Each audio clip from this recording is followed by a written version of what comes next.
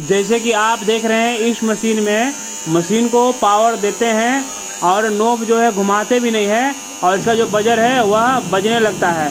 Knob को हम घुमाते हैं अगर तो उसके बाद मशीन चलता है, लेकिन बजर उस समय भी बजते रहता है। अगर इस तरह से आपका मशीन में भी हो रहा है तो इसका वायरिंग सबसे पहले चेक कर लीजिए। अगर वायरिंग कहीं कटा हुआ शॉर्ट नहीं है तो इस टाइमर को जो है आपको चेंज करना होगा। जैसे कि हमने इस मशीन में जो टाइमर है उस टाइमर को चेंज किया, तब जाके यह समस्या खत्म हो पाया है। अगर वीडियो अच्छा लगा तो वीडियो को लाइक, शेयर और चैनल को सब्सक्राइब जरूर कर लीजिएगा।